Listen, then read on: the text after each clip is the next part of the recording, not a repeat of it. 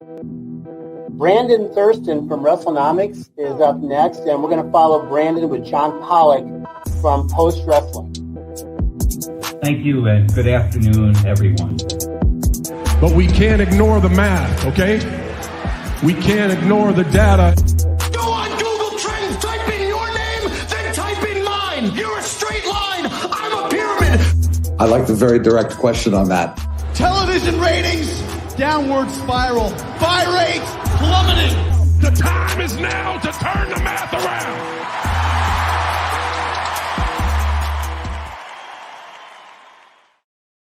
It is John Pollock and Brandon Thurston here with another edition of the show. We're back, your third show of Pollock and Thurston in the past week, and we are T-minus 6 days until, in a very civil fashion, Americans will go to their polling stations, mark down their candidate, and then accept the results. And many of them already have. Many have. There's been a lot of advanced voting. I will not say that we will not get into any politics on this particular episode. We might, not by our choice. They're making us, okay? It wasn't our choice. But. Yes, I heard Hulk Hogan, he pollster Terry Bollea had some comments this week. Is that true? I don't see no stinking Nazis in here. I don't see no stinking domestic terrorists in here. The only thing I see in here are a bunch of hard-working men and women that are real Americans, brother. You know, when I hear my president and our president, Donald Trump, speak, he sounds for real, brother. He sounds like he has a heart of gold that's all for the USA. But when I hear Kamala speak, it sounds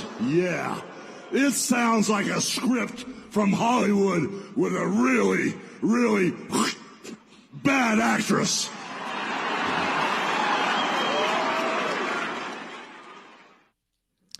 That Terry Jean Bollea speaking, referring to Jim Harris, who was Kamala, yes, not the presidential candidate Kamala, that is running for president.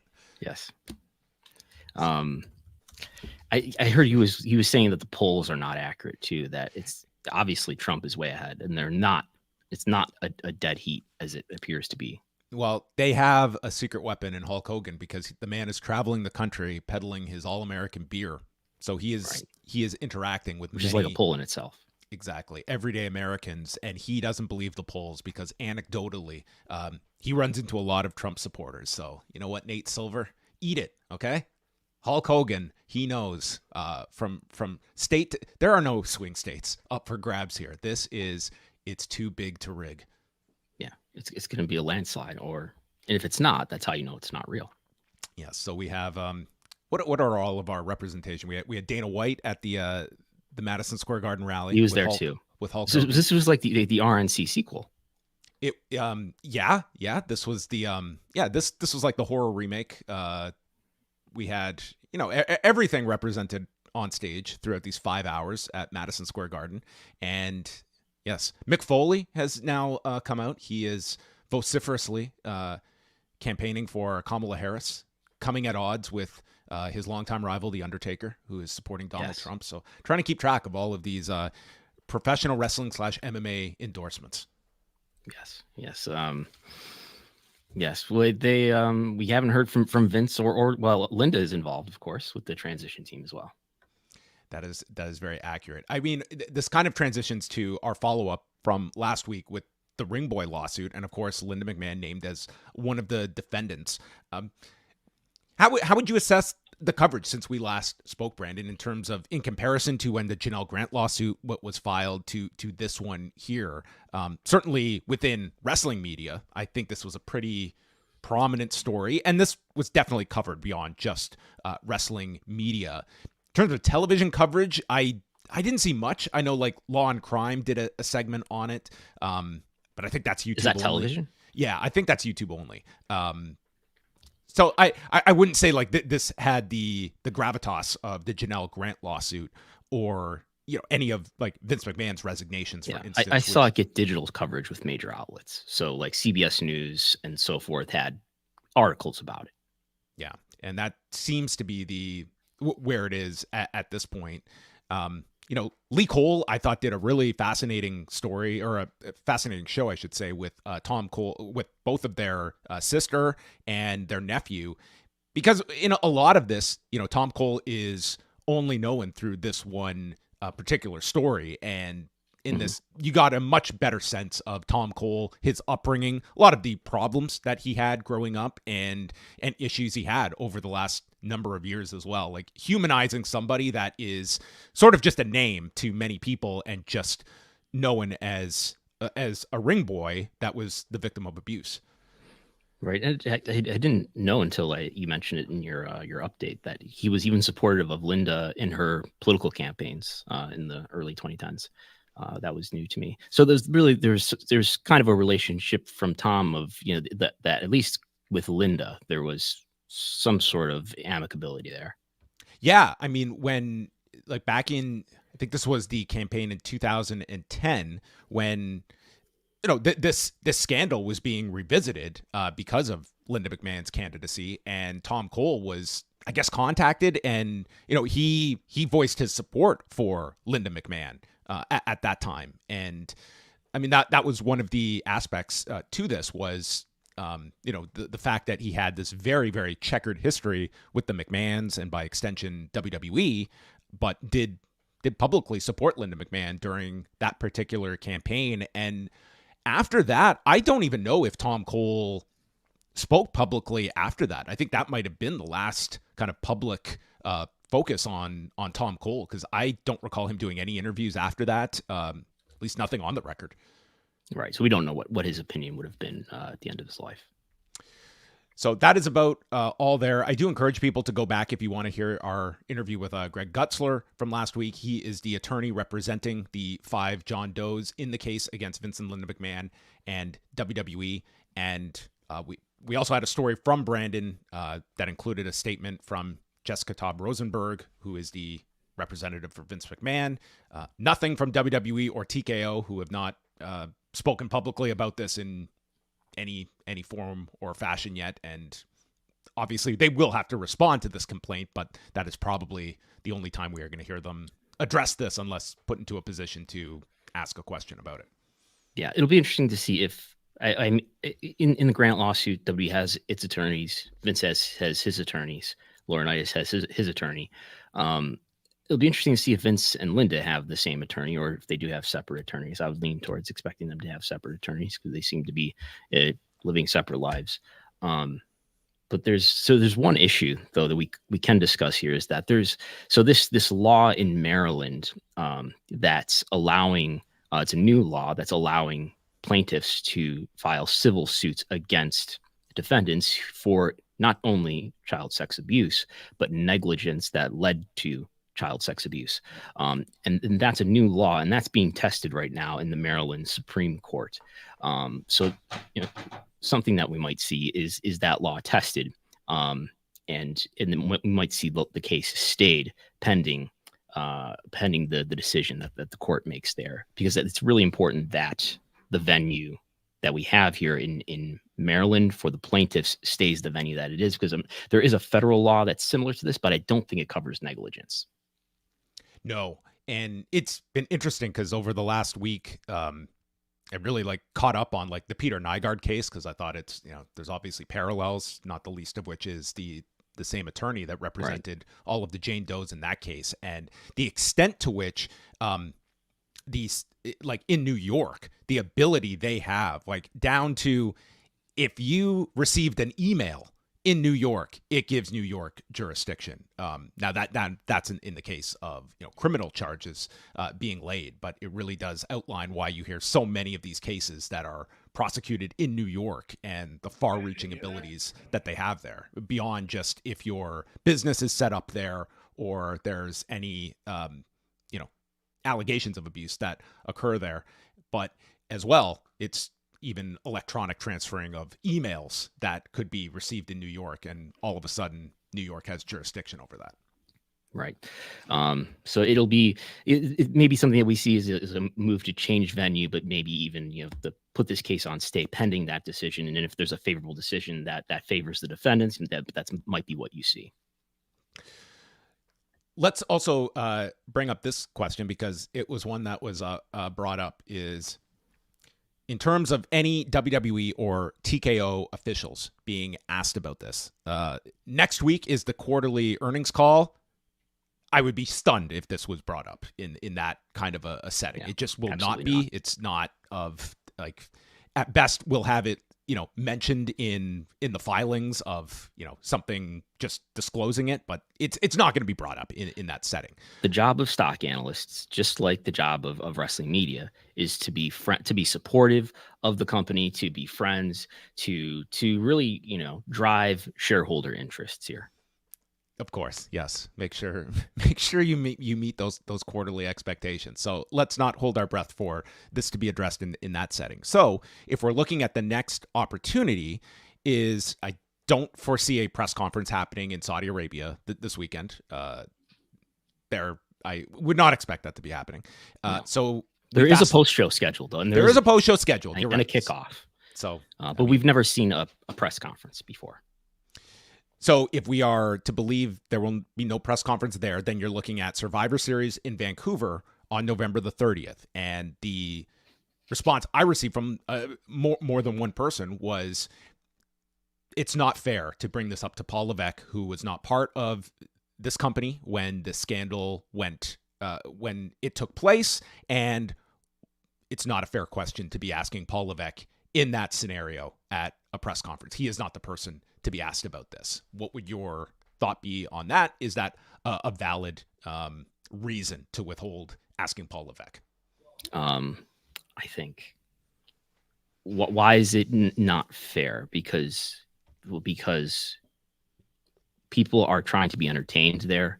This is a kayfabe press conference, and other members of the media are asking questions that fit into a kayfabe setting. Actually, I don't see why a question about a lawsuit wouldn't. Oh, and because it's a legal issue, they can't comment on anything legally. Here's what I would say is that I'm not expecting a WWE executive to say anything about a particular lawsuit and their response to a lawsuit. I'm sure their lawyers will handle that. But there are questions when you add up not only the Ring Boy lawsuit, which I know, Paul Levesque, you were not there. You've only been with the company since 1995. Nick Khan, you've only been with the company since 2020. Nonetheless, considering the investigation that your board did in 2022, considering all the details that we've learned from, that are alleged in the Janelle Grant lawsuit and the details that are alleged in this Ring Boy lawsuit, what are you doing to make sure that things like this don't happen in the future? That's not even an adversarial question. That's not a question that's attacking anyone. It's a carefully phrased question that a good executive who's good at handling these types of situations could respond to in a way that is actually positive for WWE. But because so few people are willing to ask those questions, we seem like assholes for even asking them. It's an opportunity for WWE to send a good message. Now, Paul Levesque has had opportunities like this in the past too, but he hasn't risen to the occasion, to say the least. It doesn't have to be an adversarial question at all. It can be a good thing for WWE to respond to questions like this. I think there's a big difference between an uncomfortable subject matter versus a oppositional painting that person asking that question as being in opposition to you. I think what many have looked at is the fact that WWE could very much project a positive light on themselves in this situation if handled with care and being delicate around this situation, without just ignoring it either. But I think that the fact is Paul Levesque is the person put in this situation. It's viewed by many as a kayfabe press conference, but who has deemed it that? That's never how it's been accepted by people that attend these press conferences. I'm not going to go down the whole rabbit hole of the press conference dichotomy, but in the absence of WWE putting forth any other representatives of this company, Paul Levesque is the front-facing executive. That it would be more appropriate to ask these questions to Ari Emanuel, to Mark Shapiro, to Nick Khan. But you know what? They're not there. They're not at the press conferences. I've never been at a press conference where any of those three people have been taking questions. And Paul Levesque is the number 2 executive in the company. I'm not necessarily saying that we need to ask questions like this to talent, but to the number 2 executive, sure, why not? I'll also add, the bar for coming off well is so exceptionally low. Like I'm telling you that basically Paul Levesque has to clear I haven't had time to read the lawsuit. Like that's kind of, if you can be a step above that, it would be considered a win. Cody has handled these questions really well. Yeah, and Cody is not violating. He's a former EVP, okay? Like it's just like, to me, I still think this year, in terms of WWE representatives in these kinds of situations, like Shawn Michaels, to me, came off incredibly well right after the Janelle Grant suit. And he was asked, if you want to call Paul Levesque's questions adversarial, I mean, what Shawn Michaels was asked in that conference call a week later was 10 times more like right into his own like rumored discretions that he did deny being asked to him. And he handled them with grace. He handled them with a level of empathy that you don't typically get in these kinds of settings. And he was applauded for the way he handled these. I think there's an inherent value to just not necessarily having to be as open as everyone would like them to be, but meeting people to just a fraction of the way there of, this is horrific. This is why this would never occur under this administration. And we sympathize with these John Does that have carried this for decades, that we want to find the end result as much as they do and find some amicable resolution to all of this without needing to dissect this case and go into a legal strategy. And again, if that's not the time or place, then the alternative is nothing. These are the only times that we have to ask a question. And if they don't want questions like that, and this is not WWE ever, well, WWE did not pick me for a question on the most recent press conference I was at. They didn't let you in to a couple of press conferences where you were otherwise given access to be in the press box. So maybe there is a little bit of lever pulling on their part. You and I are one person now. Yeah, sure, why not? It's the name of the show. But there's been no direct, no explicit admonishing of us for any questions that we've ever asked. None. No, I can't state that I have ever had that, nor any restriction to ask. And I think it's more so, it will be something looked upon. But a month from now, I mean, will this still be a story that is in the wrestling zeitgeist that will be front and center for people to have an interest to ask about? We will see. Want to also discuss a story that came out on Tuesday from Mike Johnson at PWInsider.com, reporting that Vince McMahon is at least in the planning phases of his next act in entertainment, to launch a entertainment hub company that would focus on producing and financing TV and film projects in the fiction and non-fictionalized genre, and things of that nature, I'm sure. The report goes on to state that it's rumored that former company executives, Brad Blum, who was also, as reported by us for Front Office Sports, he was corporate officer number 2 in the Janelle Grant lawsuit, that he would be involved with this, as would Kristen Prouty, who served as an SVP, as their Hollywood liaison, and had been at the company for 19 years before being let go, or for leaving the company earlier this year amid cuts after the merger. Brad Blum also leaving the company earlier this year after 2 stints with the company, which coincided with Vince McMahon's retirement and unretirement when he came back. Yes, no. And I know Mike Johnson did spell out he does not know if Kevin Dunn is involved in this. No indication that he is yet. Which we're all thinking of now of who are the Vince allies who have left the company recently, and Kevin Dunn would be one. I suppose in some sense John Laurinaitis would be one, except for the couple weeks there where he was opposed to Vince and described himself as a victim of Vince as well before going back on that. And representatives for Vince McMahon have not responded to our inquiries regarding this story and some follow-up questions that we had. If we do receive any response, we will certainly convey those. But I mean, on the surface here, this like Vince McMahon is 79 years old, and there is a certain level of, I'm sure, angst on his part to resume his career. This is a classic workaholic that everyone would ascribe as one of his key characteristics. But comes at a time when he is mired in a federal investigation, an ongoing civil suit that's on stay for another 5-6 weeks, and how viable launching a company is going to be for someone that is surrounded by all of this scandal. And if he will be able to get something off the ground. Maybe you can also give an idea, Brandon, of how much he has liquidated over the last 18 months in terms of what he has in terms of startup capital that's right at his fingertips. Over $1 billion, I believe he liquidated from the closing of the merger through April of this year. So he's got a lot of cash, and there's a lot of money, but there's also, I think what happened with Slim Jim in January is an indicator of how much brands are going to be eager to work with him, or are going to be eager to avoid working with him. It's a problem to be associated with brands that are associated with things like allegations of sexual misconduct.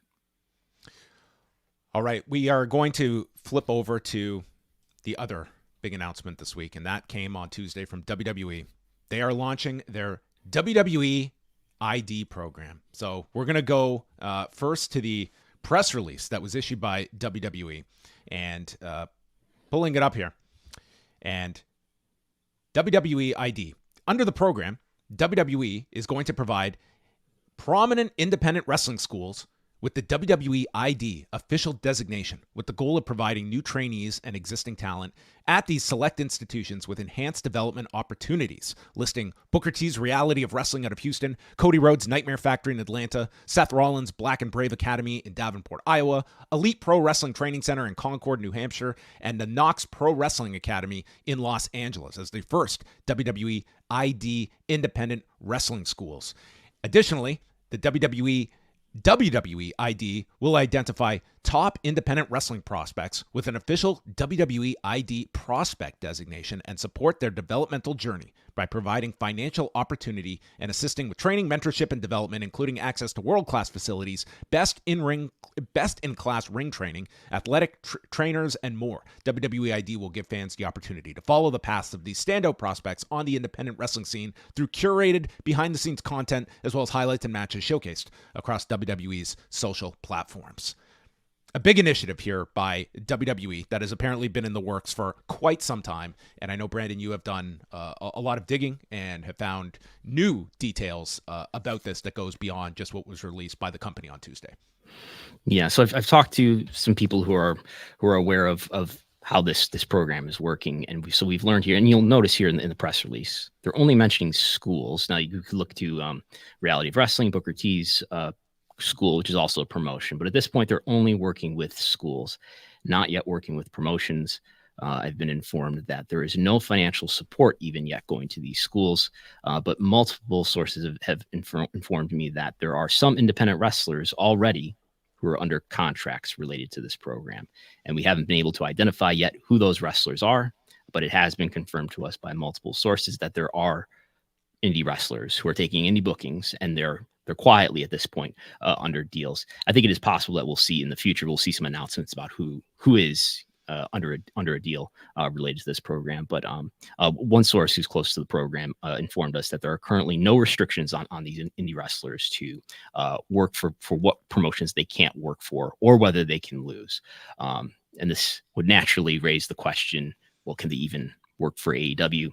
And I think if this does become public that, these wrestlers here are under deals, developmental deals, then I would expect that AEW will just avoid them and they'll end up not being booked.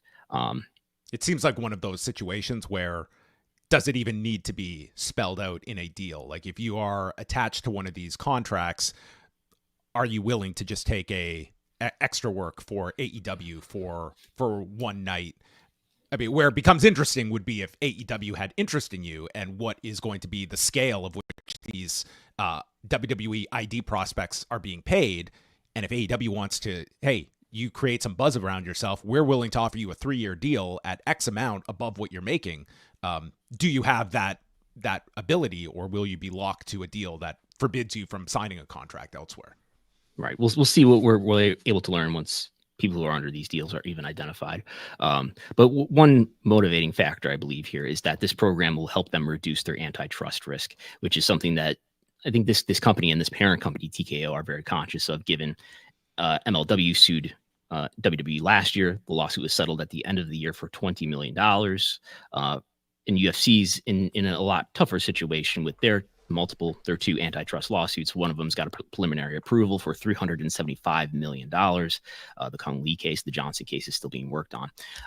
So I'm sure this is something that TKO is being very conscious of. They do not want to become a target for antitrust litigation, whether that's civil lawsuits from other businesses or even the federal government. And this is pretty clear that this is something that has happened now as part of new leadership taking over WWE. This is not something you would have seen in the Vince McMahon era. But I'm told that Paul Levesque is very supportive of this idea, and Nick Khan is in favor of the strategy. I'm sure Vince McMahon had an IWTV login. I'm sure he was tuning into GCW on a bi-weekly basis. You don't think he had his finger on that pulse? No, I don't think he was watching PWG DVDs. I don't think he was a big indie wrestling fan, unfortunately. He did do an indie show. Remember that? Remember when he did a John Cena's dad indie show? Yes. I remember seeing that video, and that's just that's surreal. It's like 2012 or something. Yeah, I do remember that. He takes like an F5 from John Cena and Vince McMahon on an indie show. Well, Brandon, I'm more so interested in some of your thoughts as not just somebody that wrestled for years on the independent scene, but also was directly involved with training.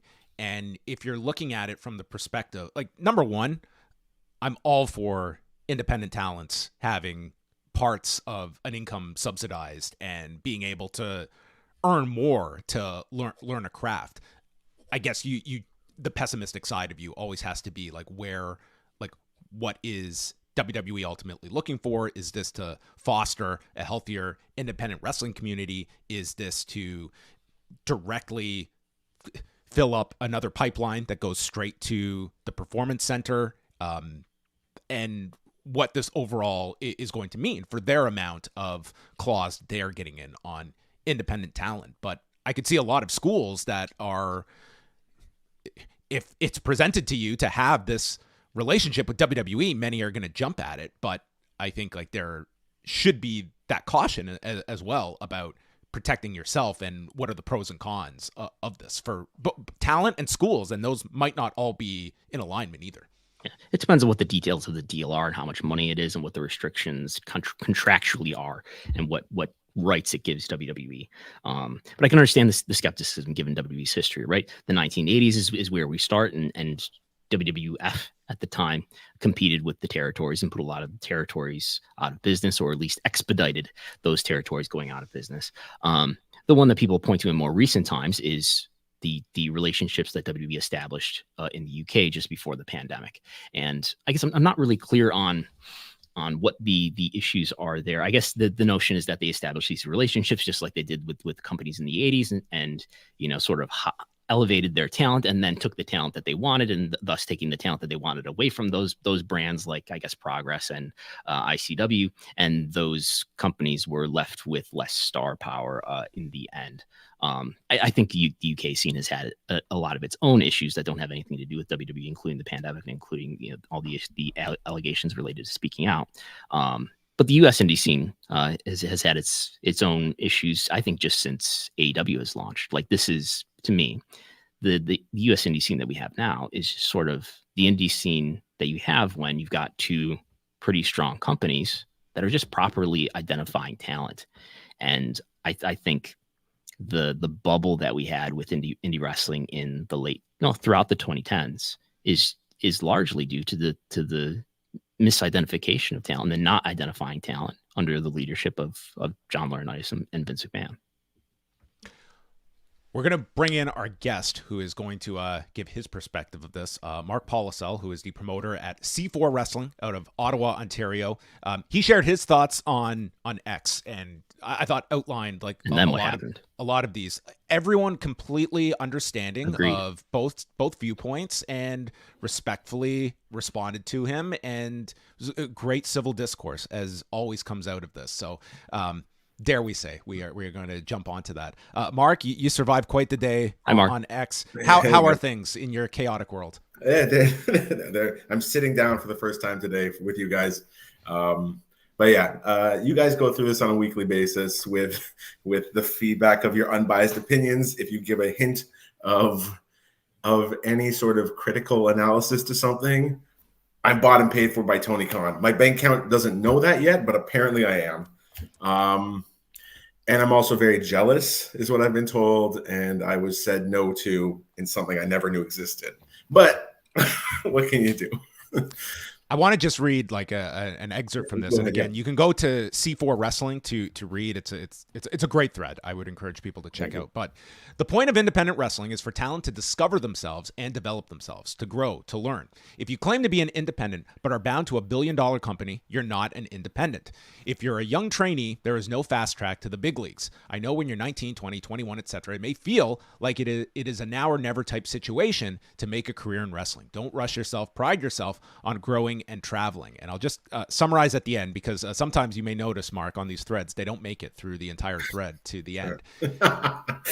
These are my immediate feelings. Maybe there is more to come that will prove me wrong. But again, the talent I've seen succeed and reach that next level didn't achieve what they have because the path was an easy one to success. Make your own roads. To be clear, the point of these thoughts are that there is no one-size-fits-all approach to succeeding in pro wrestling. What works for some won't work for others. Convincing people that there is only one path is the problem. I think anyone that is going into this that is making like grand declarations of what this is going to mature into, like there are too many question marks attached to it. But right.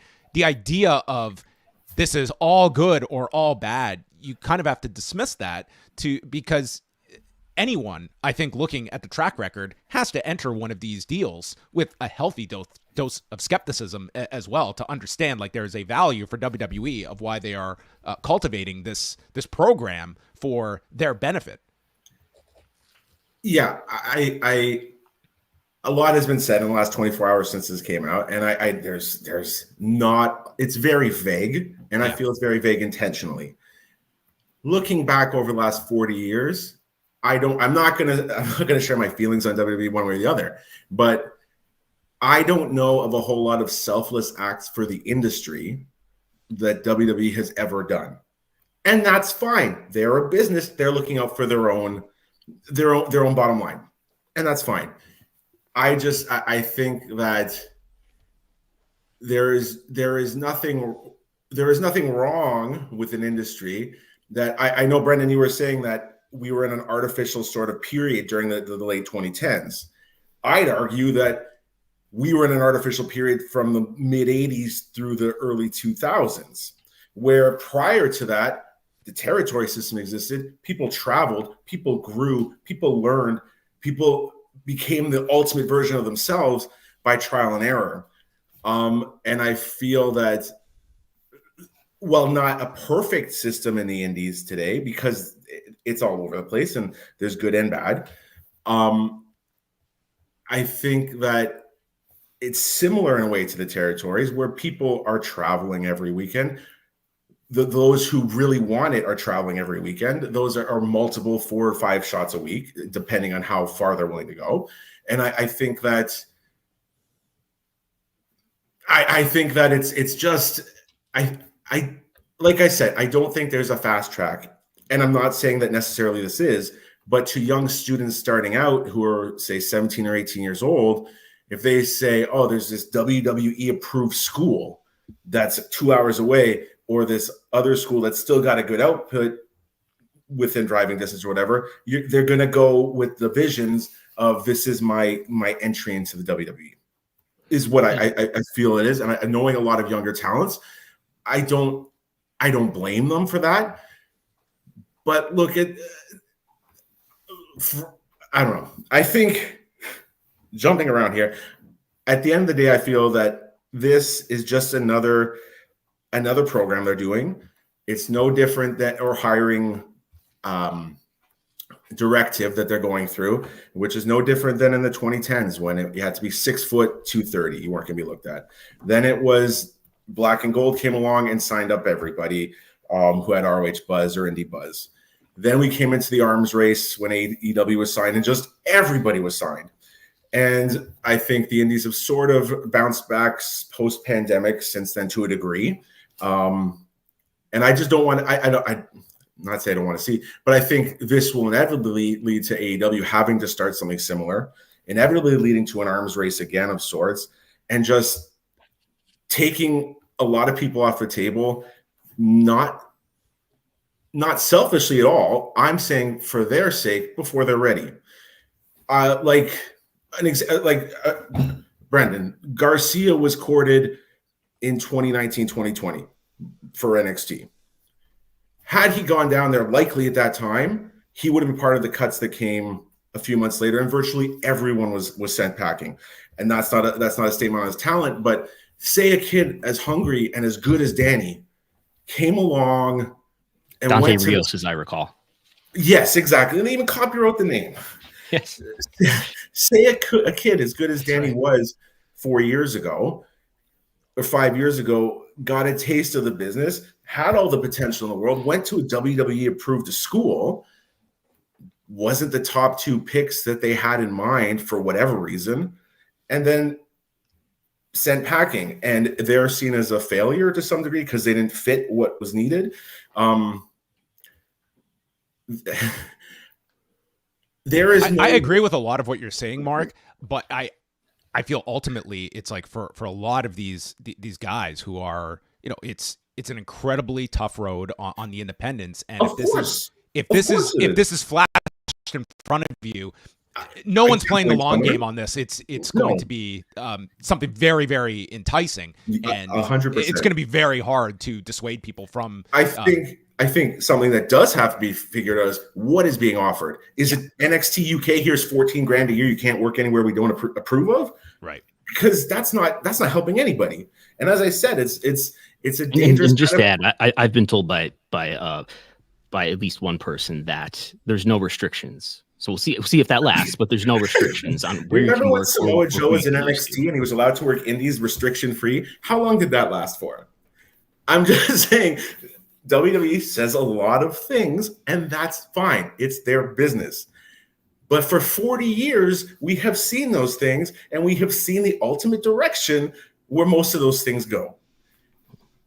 Maybe I'm completely out to lunch on this, and I am just this bitter early 40-year-old promoter who's mad I have to pay my talent now or something.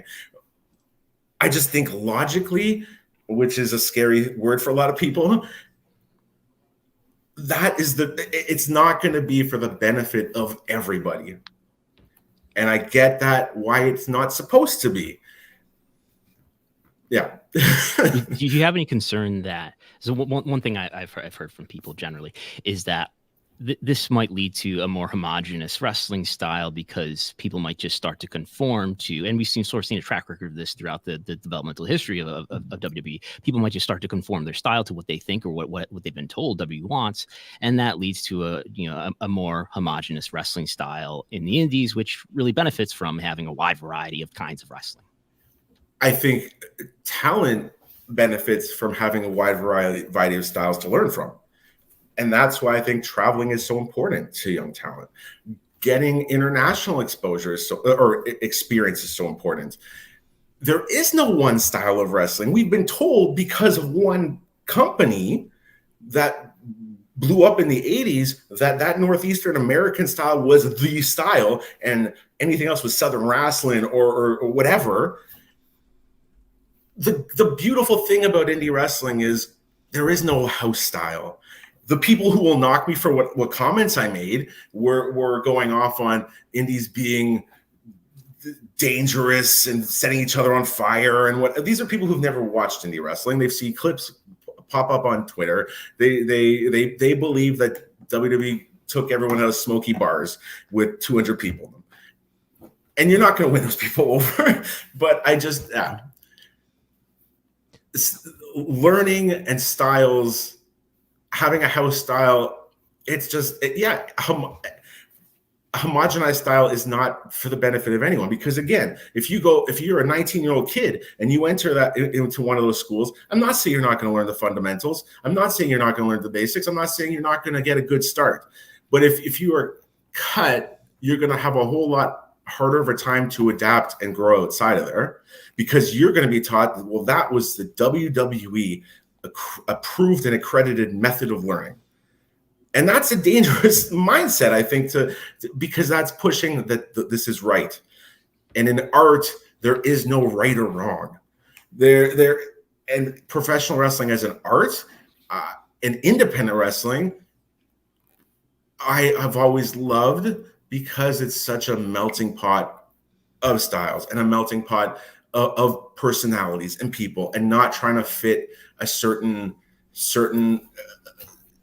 bubble. And that's the other thing, is what are these schools suddenly going to, and I know they're all just connected 5 schools right now to people in WWE, sure, but it's like, if again, going back 5 years, using Grapplers Anonymous as an example, Puff isn't getting into WWE like the look. Andy Williams, you're too old. Like, these guys who are great talents and passionate individuals aren't going to fit the mold that I fear will also go back to, okay, this indie developmental idea didn't work. Let's go back. Everyone has to look like wrestlers, 6'1", 230 once again. Like, it's just, as I said, we've all been around enough to see these cycles of, okay, it's next in line. Okay, it's black and gold. Okay, we're not going to hire indie wrestlers.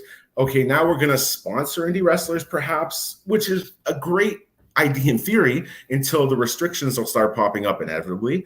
They can't lose. They can't work anything streaming. They can't, like, these things will come up. They 100% will come up. And I'm sure there's people watching this who are like, you're just paranoid and bitter. But looking to history, there's nothing indicating that it won't happen again. So if we go with the theory, they're completely hands off. This is financial sponsorship of wrestlers. Okay, that's one potential avenue that comes out of this. As a promoter, what would be your concerns if one of these talents comes to you and states, with this deal, XYZ on a show? Like, what are the concerns you would have in terms of booking talent that may come with added caveats that you need to adhere to in terms of booking these talents? Booking is managing a lot of different people always. Wherever you get people from, there's restrictions. I'm sure you guys are aware of restrictions for certain companies and what certain people have to do and what they can't do. And that's fine as long as you're aware of it. Yeah, and we're under the impression that generally AEW talent can't lose on indie shows. AEW can't. Occasionally TNA guys can't. MLW guys occasionally can't. It varies, and it's also a thing where one of those people might just be throwing that out there, and I don't have the energy to argue it, because I'm like, sure, guys, you can't lose this fake fight. But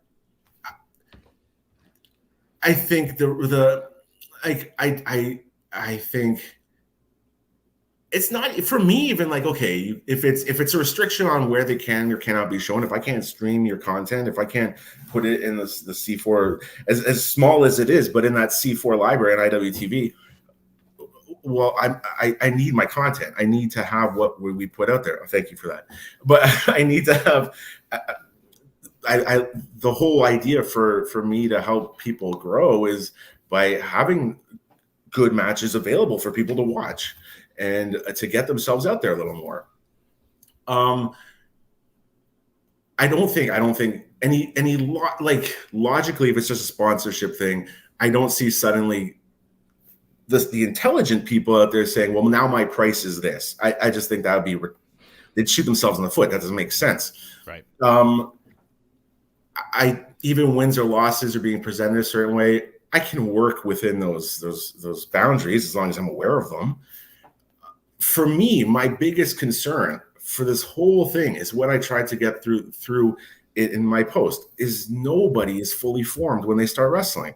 Nobody, it'll take you 5 years to find yourself, at least. Kevin Steen was not Kevin Owens 15 years ago. Finn Balor, Fergal Devitt wasn't Finn Balor. AJ Styles wasn't AJ Styles 20 years ago. The Bucks weren't the Bucks when they were Generation Me. Like these things take time to find your confidence. You can be an amazingly gifted athlete, and we see that every week.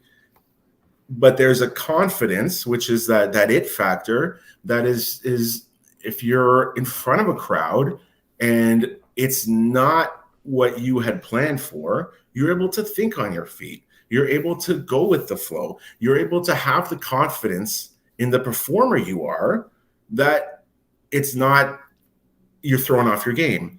And those things, it's not about a grind. It's not about paying your dues, kid. It's about learning by doing. It's the 10,000 hours thing. I keep going back. There's no for sure shortcut.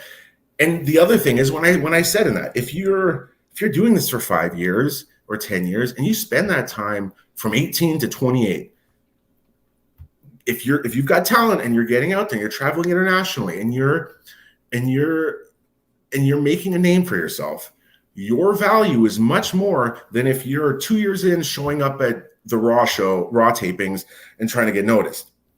One is you knocking on their door. The other will be them knocking on your door. And you're not just going to get a tier whatever contract through the ID system. You'll be calling your shot. And if you're a talent who has that much faith in yourself, you'll be writing your own check at that point. I think I think this will undercut a lot of people's upward mobility, not just at prospect of WWE, but across the entire industry. And partially that's by design because they want to earmark certain talent for them. Again, I get it. But from a talent perspective, I understand the excitement and how hard it would be to say no. But if you have value, you will make that money back tenfold a little bit down the line. I think part of this conversation is look at what the Performance Center has done, and there's this perspective out there that the PC hasn't lived up to its hype. It hasn't produced the talent that it was supposed to produce. And I think part of what this will give WWE the opportunity to do, in theory, is to send talent that if you're looking at the PC and saying, okay, they've got people who are former college athletes, D1 college athletes, they're great athletes, but maybe just being in the Performance Center is not enough to give them the experience that they need to grow into great performers, and maybe they can be sent into the indies, approved indies, to get that experience. I think that's, at least at this point, at least that's what some people, even within WWE, are envisioning it as. Sure, and I think also possibly at the end of the day, this is going to be a way to dissolve the Performance Center. If you have 10 reputable schools across the country with a hub in Las Vegas or something, why do you need a warehouse in Orlando? And if we're talking about cost synergies, as I've heard many times spoken about in the show, if you're able to outsource 90% of that work, right? Why? I don't see how they're not doing that. Yes, getting people out there. It's I find it humorous at the same time, though. For years, we were told on the indies that no one's going to get better working indies. It's not the environment they need. Now it's, we need you for reps. I don't know. Arguably, like that was the Vince McMahon, John Laurinaitis perspective. That was just wrong.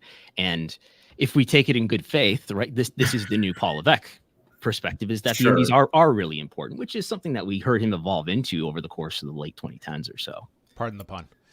Sure. And on that note, with Gabe and Evolve, how many of those people really ended up in WWE, even when when Evolve became under became kind of an informal developmental, and I think there were like what I'm saying highly is, under deals I there. think Josh Briggs, Drew Gulak, Anthony Green was signed, and then they let him go with the cuts, and now he's doing great in Noah. Mm-hmm. They're talking the right talk, but this is not the first time they've done that. And at the same time, looking at that Evolve roster, Darby Allin, Ethan Page, and others weren't picked up and found their voices elsewhere, and now Ethan Page is back in the fold. But I think this all goes back to there is no one path.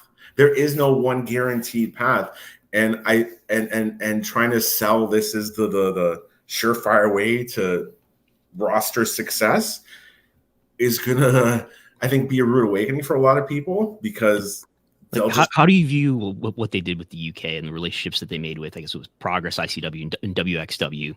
Do you think like that was a negative for that scene? There was a lot of negatives going on with that scene, and it's hard to. Look, they sold people on something that, for various reasons, could not come to fruition. COVID obviously probably ruined a lot of their plans, but also NXT UK was in itself a very reactionary measure to counter the world of sport, a revival. So they do these things over the years that are they'll say the right things, but they're very reactionary, or they're very, again, not in a negative way, but it's self-serving. And I think there is a defensive strategic advantage to this, whether it's sure being explicitly planned or not, in that I think it sort of defends them against what has ultimately happened with AEW and the opportunities that New Japan capitalized on in the US and Ring of Honor for a time, in that if you sort of have your thumb on all these, these promising indie talents, and you're already making deals with them, it becomes harder for somebody to make an upstart that comes to take some of your market share. The thing is, no matter how hard they try, they can never control an industry. And that is what this comes down to. That is, okay, they sign 150 people to ID contracts across North America, let's say. Just throwing out that number, I have no basis in reality for that. Okay, but there still could be 20 or 30 or 40 other really great talents that are going to carve out something on their own and find success on their own. You can't control an industry, no matter how hard for 40 years one company has tried to control an industry. There's no way to do it. And yes, they're the Kleenex of professional wrestling. I get it. And that's what, just like UFC for MMA, TKO has these brands, and that's what it's about now. It's the biggest market footprint. But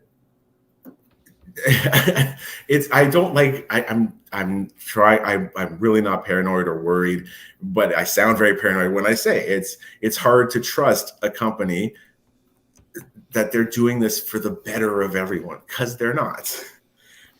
What's going to be most interesting is, I think, like, the first real test will be WrestleMania weekend next year, when in theory you're going to have talents under these deals, whatever the number is.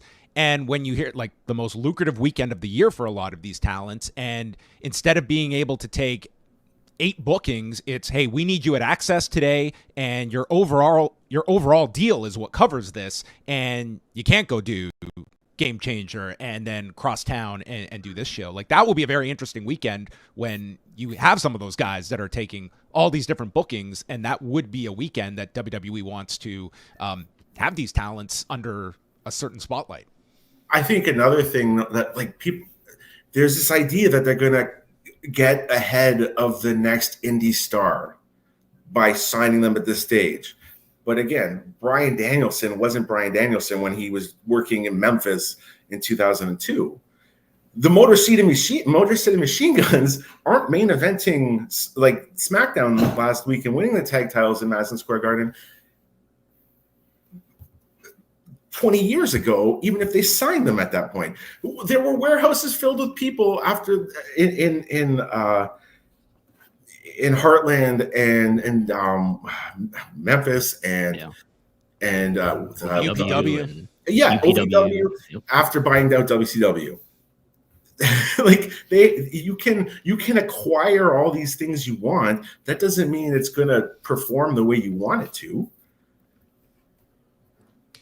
One more question for me, Mark, is, as you're around so many independent talents, and for years, like, a lot of the thought process is that so many of these performers, it's still they grew up with WWE as the ultimate goal. Have you seen that shift in these last 5 years, that AEW is a more attainable option for some talents, or do you still feel like that is going to pull on a lot of people when it comes to making these decisions, that WWE is still the be all end all, and now it's within grasp for me with one of these deals coming their way? Yeah, I think it's hard for anyone, even like AEW's only been around for 5 years, so it's hard. There hasn't been a generation raised on it yet. Yeah, that's WWE has generational audiences, and that's one of their strongest assets, right? Is that generational audience. So you have even talents who are 20 years old who've been watching for 10 years or whatever since they were kids. Yeah, WWE is the be all end all.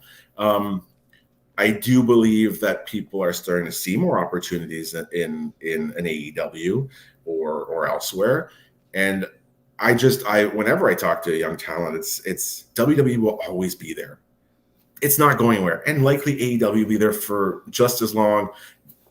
They're fine too right now, and there'll be these opportunities waiting for you. Just because you're 19 years old now, again, it feels like you got to do it now. You got to do it now or never. Spend 5 years or even 3 years just working on yourself and traveling and trying to make yourself a bigger asset. And yeah, to answer your question, I think there's some younger guys, like a guy like London Lightning, who young kid, an Evil Uno and Stu Grayson student, has really started to break out locally, and AEW took a liking to him and used him a few times here and there. And I think that opened his eyes as another path that these young guys probably didn't see. And I'd sure love to see something like Dark return for a lot of these guys, as that really was an avenue for many indie talents to get in the doorway that way. But yeah, I've said it before, there's never been more opportunities to make a living as a professional wrestler than there are in 2024. You have AEW, WWE, TNA, all three of those are paying well. CMLL is on fire. There's opportunities in Japan. There's televised. There's stuff like even MLW. It's televised. You get an opportunity to get yourself out there. Just as a young talent, try exploring every option before locking yourself into something that could cut you at your knees down the road. Because WWE, he might not think much of you and keep you under this deal for however long this deal is, where other bookers or promoters could see something in you that they're not allowed to touch for however long because you're locked into this certain deal. Just be aware of what you're agreeing to as well, I think would be advice that I'd give.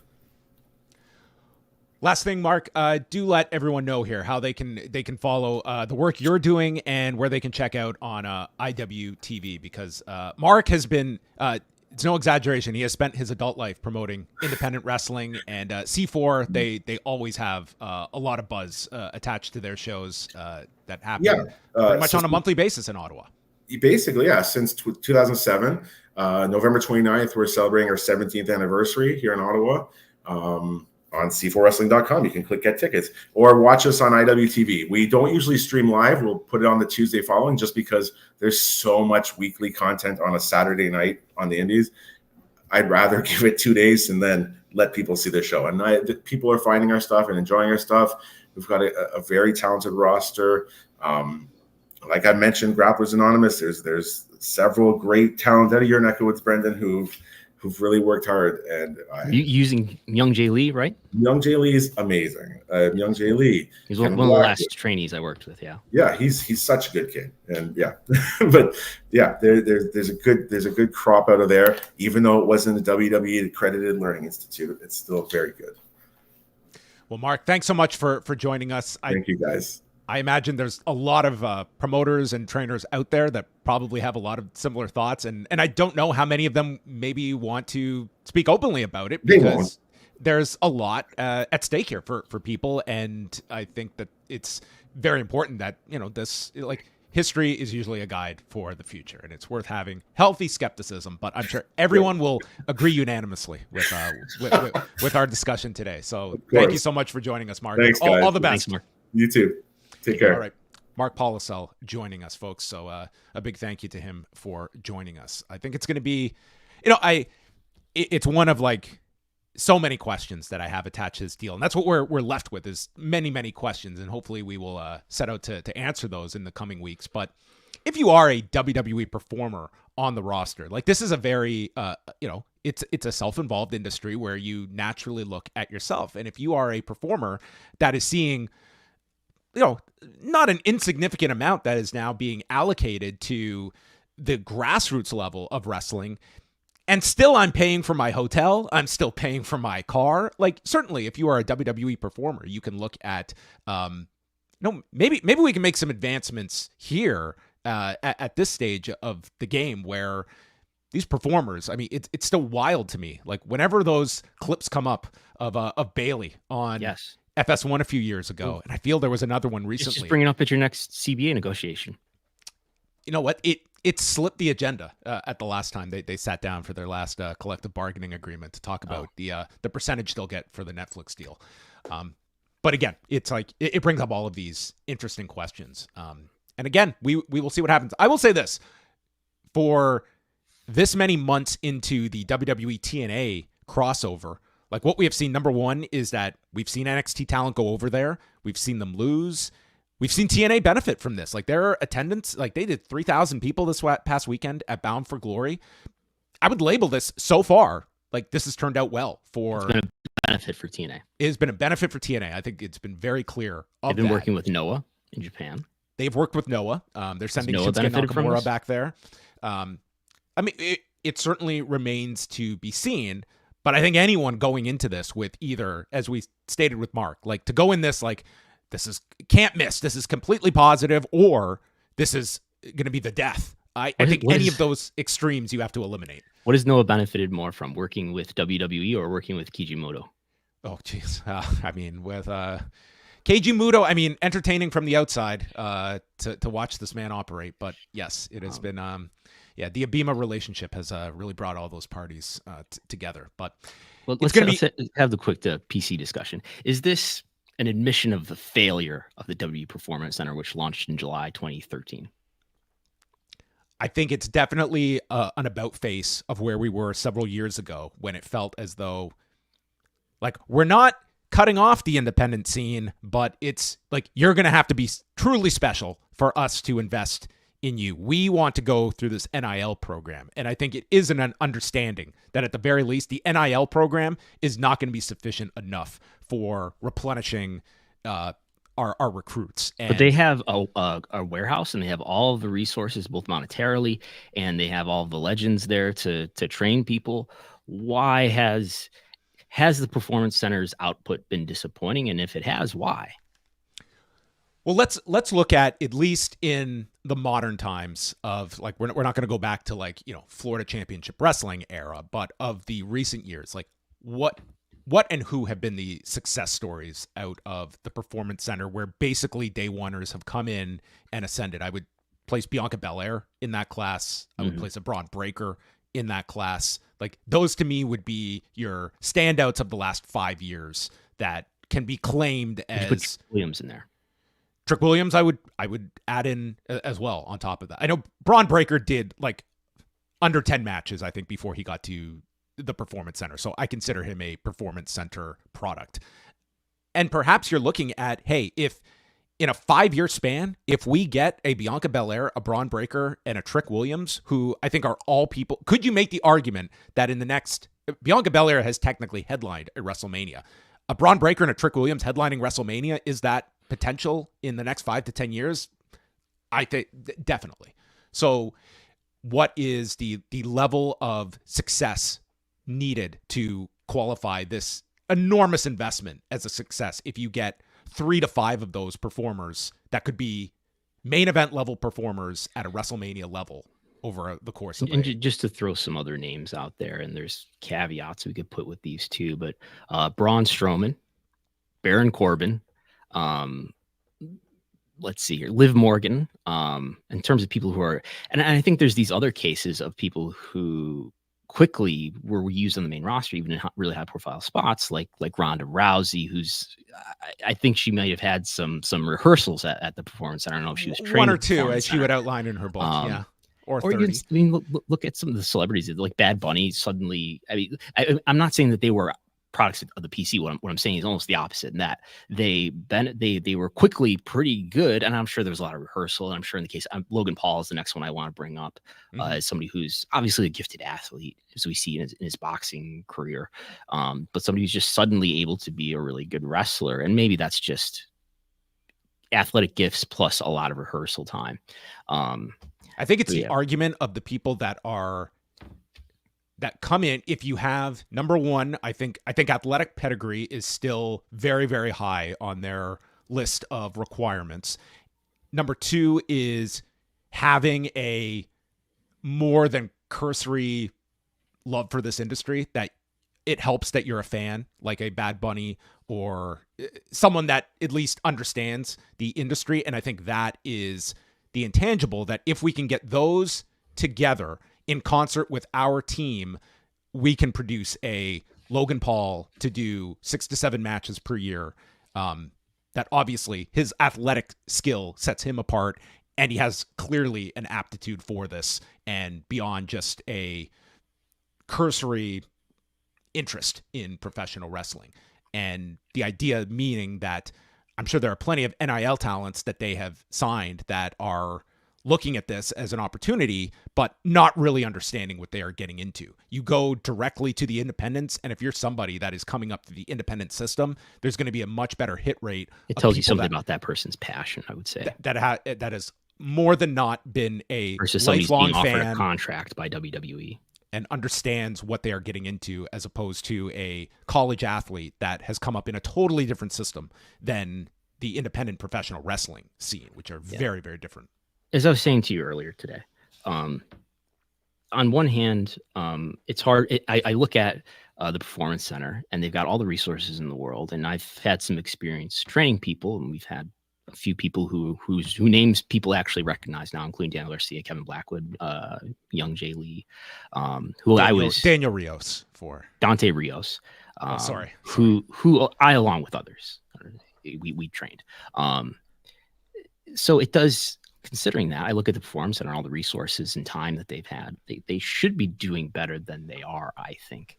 And I don't know why, without being there and experiencing what that culture is like. But you would think that you have people whose jobs it is. I trained people who had part-time jobs, jobs and went to school and stuff.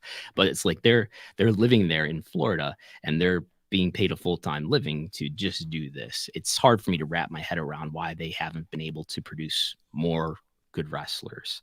But it's hard to know without being there.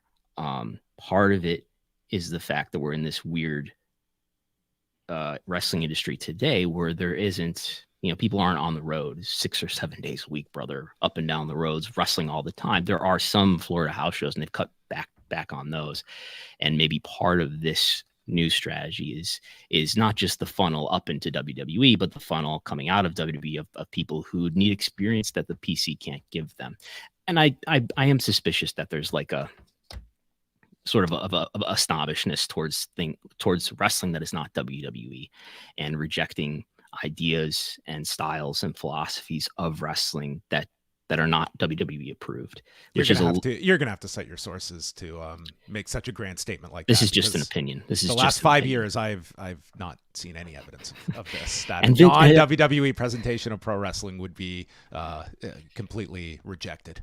And I think that mentality emanates mainly from Vince McMahon, who is now gone, and I think Paul Levesque is much more open to different kinds of wrestling. That being said, though, that is still a culture that gets left behind. And I think there are some habits and people who earnestly have a mindset that's kind of like that, who are still there. But yeah, I think you become a good wrestler by being exposed a lot of times to a lot of different wrestling styles, and being exposed to people who are, who have something to show you, and who are more experienced than you. And that may not just be available in Orlando in the Performance Center. It may be more available on the indies, in Pro Wrestling Noah, maybe they'll make a relationship with AAA, who seems to be not so much affiliated with WWE. We do have a TripleMania gate. Did you see that come in?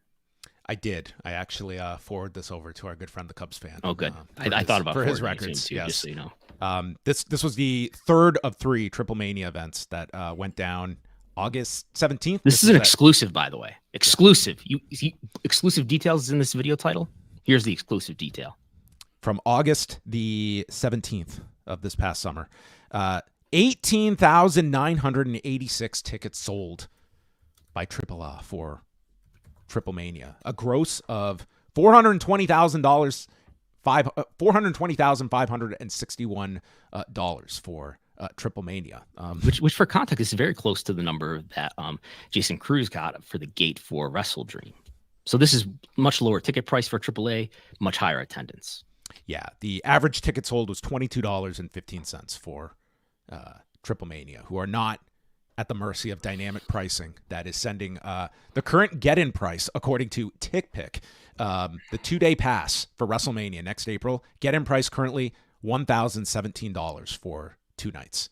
Is that what it is now? It was I saw 800, I saw 950. It's fluctuated, but as of right now, as I'm looking here, $1,017. Also popping up here is the ability to buy individual nights. On at least here, I would imagine this is all secondary market ticket selling. But certainly over the last week, certainly there has been great apprehension from fans to escalating WWE ticket prices. But it seems that it's hit a new zenith with these WrestleMania tickets. And folks, this is here to stay. And this is their biggest event of the year, save for really the biggest event of the year is this Saturday for WWE from a pure. I can find some single tickets for $900 and $950. But that's only when you change it to one ticket if you want to sit by yourself. And that's for both nights, correct? Correct. So this is giving you a ticket for both nights. Mm-hmm. So cut that in half. You want to think about it per night. And these are minus fees as well. Right.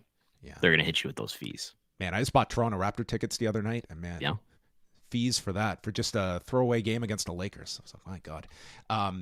Yeah, everyone. It's going to be super expensive to be an in attendance occupier of 2 nights of WrestleMania, and this is an Allegiant Stadium. Roughly, I think 55,000 is what it's been scaled for past wrestling shows. I think off the top of my head, very possible they could sell out both of these shows given the demand for these tickets, and I think it is without question that this is going to be the highest grossing wrestling events in history, which you went through this past Sunday. Yeah, it really depends. As far as the volume of tickets that they'll be able to sell here, it really depends on what the configuration is. I'm sure it's not finalized, but they have a rough idea because they put out a seating map here. But I would rule of thumb 55,000 for a stadium show is roughly what I think the rough minimum is, and that's about the number of tickets that they sold for WrestleMania each night last year. And we talked about this last week.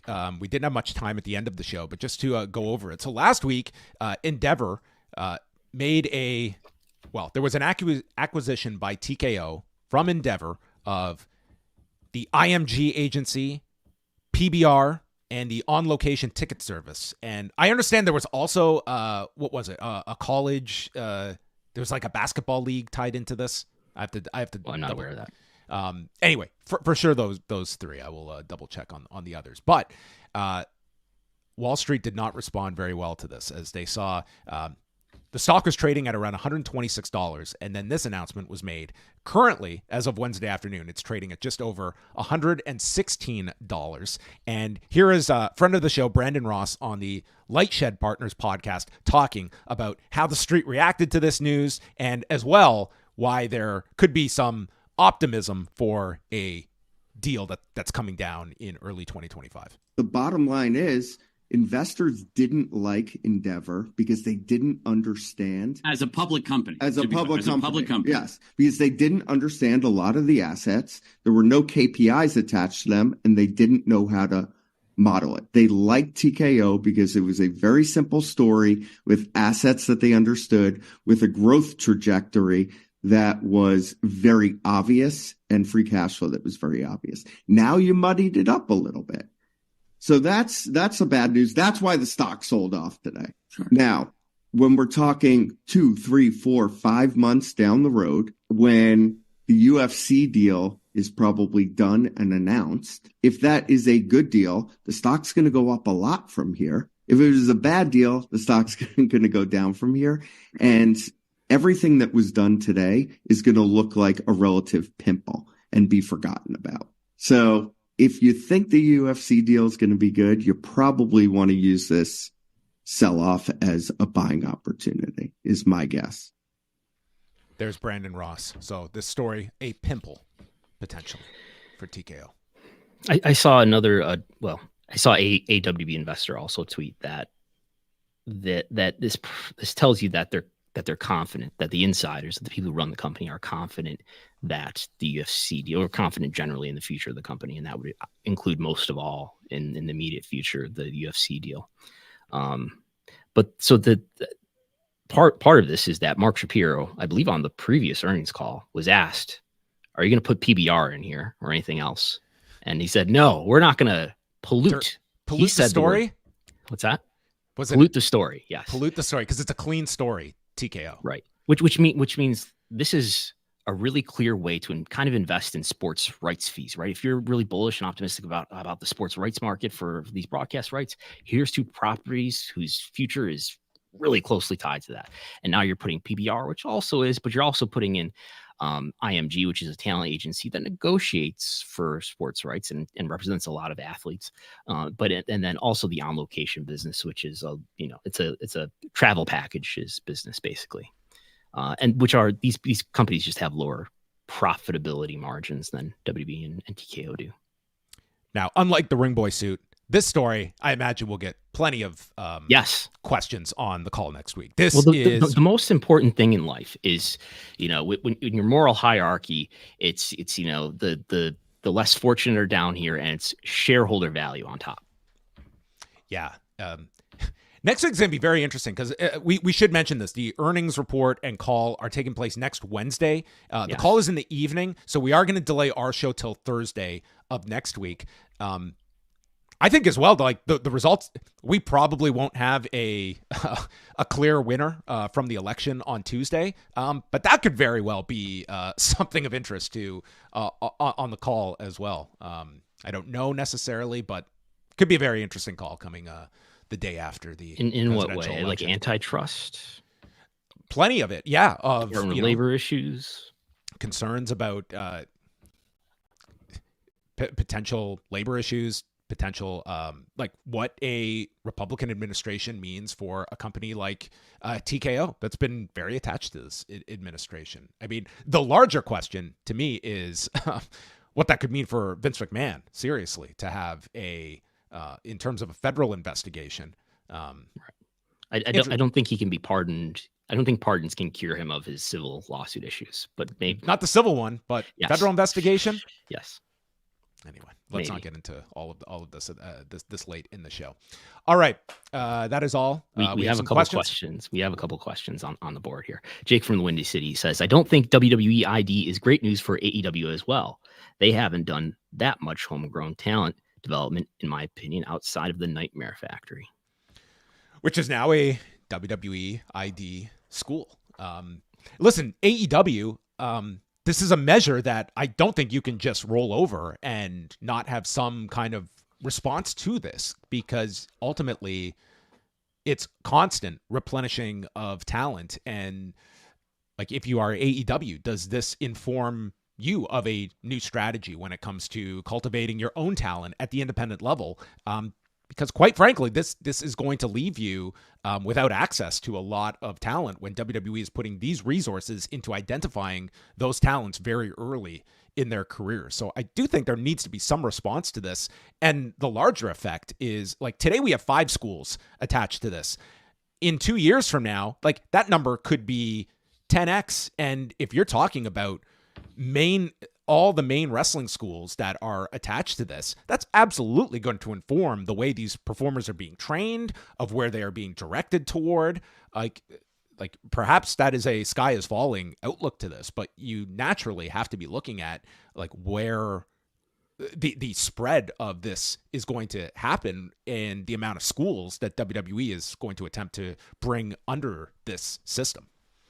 One defensive strategy I guess they could employ is offer the WWE ID indie wrestlers big money to come in and like be squashed in handicap matches against like Wardlow or something. There's a creative idea for Wardlow too.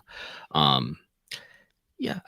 think AEW's talent development has basically been to scout the indies, especially early on, and to sign people. What if I told you that there was a major wrestling company that formed a relationship with one of the biggest international companies that's sort of on the decline and struggling, and they've this major wrestling company formed a relationship with this international company, and then a couple years into that relationship signed their top 2 stars and took their top 2 stars away from them. What would you say? Talking theoretical here. No, I mean, you can definitely look at New Japan being the B-side of that relationship and what the benefit versus the risk is. And that's what you are going to get in these relationships, is that for AEW, there's certain built-in advantages to having that pipeline with New Japan. On New Japan's side, like, yeah, you have access to talent several times a year, and you get to, partake in this Forbidden Door event each year. But at the same time, yeah, to that measure, like, you have lost your franchise star that you spent a decade building the entire company around. There's definitely like detrimental effects to that partnership that New Japan has to assess. Like, do the positives outweigh the negatives? Yeah.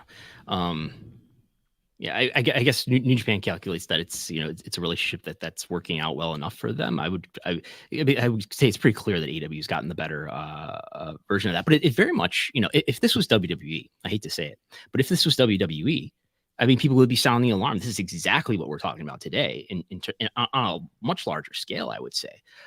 In terms of it is. I mean, yes, there's Naito and there's Tanahashi, but they're on the back end of their careers, to say the least. And you got Ospreay, who's coming up here, who's in a position to be your main eventer for a number of years to come. And Okada, as you said, is a major star that they built up. And you introduced them to your audience, just like in the 1980s. You introduced them to your audience on TV, made sure they knew who they were, and then you signed them. But it's but AEW doesn't have that track record of being a predatory major company, and they are a much smaller company than WWE.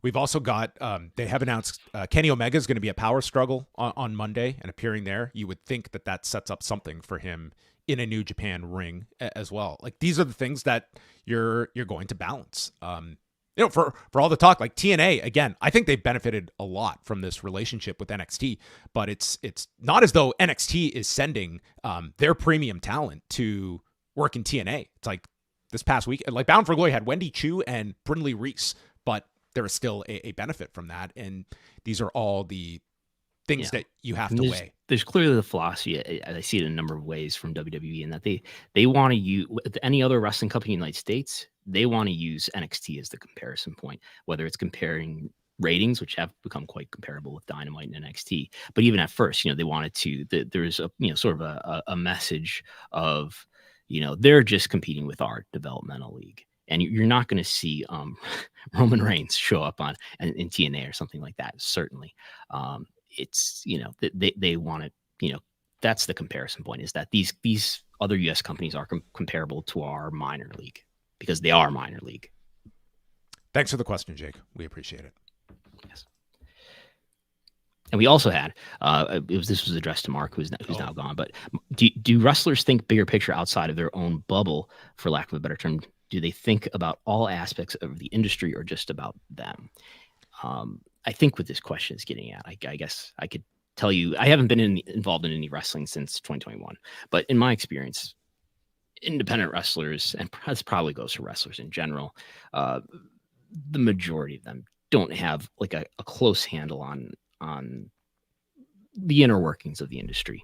They know how to perform, and they're really good at doing all the things that are involved in being a performer, and not just the stuff that happens on screen. But I think that's a really important thing for people to understand, the lay of the land and what's happening here, and that's That's a valuable thing for a wrestler to have, I think, is to understand the machinations of what's going on. What's WWE's motivation here? Yeah, and I'll also state that for a lot of these talents that we're probably going to be hearing attached to these deals, like we are talking about like 20, 21-year-olds in a lot of these different cases. Okay, it's like do the math of like these people that were not even born by the time this was a post WCW, post ECW industry, and you're talking about the idea of getting booked a handful of times a month, and suddenly an envelope comes with the WWE logo on it. Like that carries a lot of weight with people, and you're almost like getting a press credential. No, that too. Some people also dream of that happening. But it's, and you're going to pay me this amount that is going to be, today, given what I'm making out of the industry, and you're telling me you're going to add a few zeros to this. It's extremely, it's extremely enticing. And for some, it may turn out to be a total success story. There are going to be success stories that come out of this, but it's also weighing like, by saying yes to this deal, what am I also quietly saying no to? Like, what are going to be restrictions? What are going to be downsides to this? It's weighing it. And unfortunately, you are going to have to wait for evidence to see what these mature into and whether these are, what this is cracked up to be and the benefits and negatives of it all. But yeah, I remember when I was in the military, there was something that they taught us in some class about warning against being in awe of rank. That is, like, if somebody outranks you and they ask you to do something, that doesn't make it right to do necessarily. So don't be in awe of rank. And I think that's what happens a lot. I think that's what WWE benefits a lot from is people see that logo, or they know that something or someone is associated with WWE, and it foregoes some critical thought. On that note, we are going to bid everyone a farewell. It's been a packed edition of Pollock and Thurston. So next week, we're back on Thursday. So we will cover the earnings call. And if we have some time, we're also going to go over some of the Observer Hall of Fame candidates next week as the deadline is looming. Will you be voting this year, Brandon? Yes, I've basically got my ballot done. Okay. I have to sit down and do my ballot, but I'll do that by next week. So that's coming up next Thursday, same time, 1 p.m. Eastern time. This coming weekend, we have got myself and Wei Ting. We will be doing a show on Saturday after Crown Jewel, and Sunday, Brandon has a free edition of WrestleNomics Radio happening at the WrestleNomics YouTube channel that everyone can check out at 11 a.m. Eastern time. That's right. All right. Patreon.com/WrestleNomics. Yes, Brandon will make sense of all the week's problems for you this Sunday, 11 a.m. Eastern. Thank you to everyone for tuning in, and that concludes Pollock and Thurston. Big thank you to Mark Pollesel for joining us, and you as well. Goodbye.